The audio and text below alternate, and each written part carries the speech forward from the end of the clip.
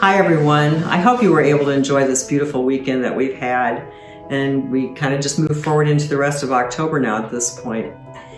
I was noticing the other day, I ran across an article about a book that had been published back in the 1960s, or back in the 1990s, it was about the 60s. This man called Robert Putnam, who was a Harvard professor, wrote a book called Bowling Alone. And it chronicled the demise of community, the sense of community in the United States since the 60s. His premise was that activities like bowling leagues, which brought people together as a community, had fallen by the wayside, resulting in a breakdown in connections, greatly affecting the ways in which people interacted with one another. His book stated that although people were still bowling, they were bowling alone, not in leagues, and reported also the downturn of membership in many civic organizations, participation in things like PTAs, and even people not getting together as much to play cards, visit, or socialize in one another's homes. If you're like me, you may remember a time when our parents or grandparents belonged to Kiwanis or Lions. Our mothers got together at each other's homes for coffee on mornings, and friends often got together to have a potluck together or have a picnic or play cards at each other's homes. Many would join country clubs, maybe the Elks clubs, and in small town Iowa, everyone belonged or was active in one of the area's many churches. Communities thrived by belonging and participating in organizations with other people.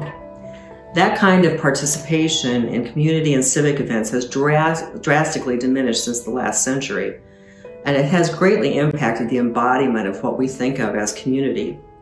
We're much more individualistic, and it's now challenging to find places where you can plug into the kinds of activities that were so prevalent when organizations provided a much needed social connection with and for many people.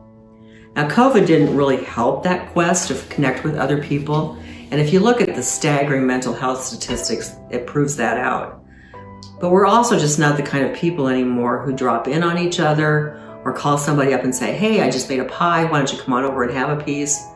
We don't join community organizations as much, and we don't have as many strong connections within our neighborhoods to reach out and support each other.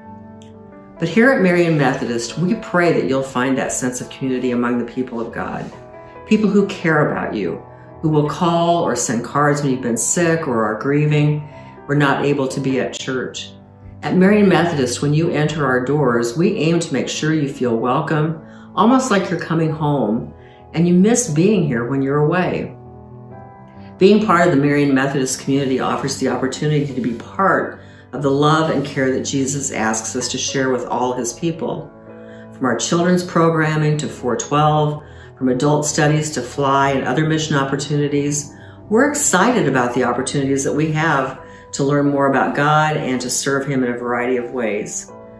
In Acts 2, the new believers in the church devoted themselves to the apostles' teaching and to fellowship, to the breaking of bread and of prayer.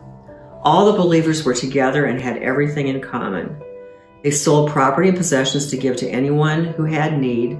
They broke bread in their homes and ate together with glad and sincere hearts, praising God and enjoying the favor of all people. We are the church. This is our church and this is our community.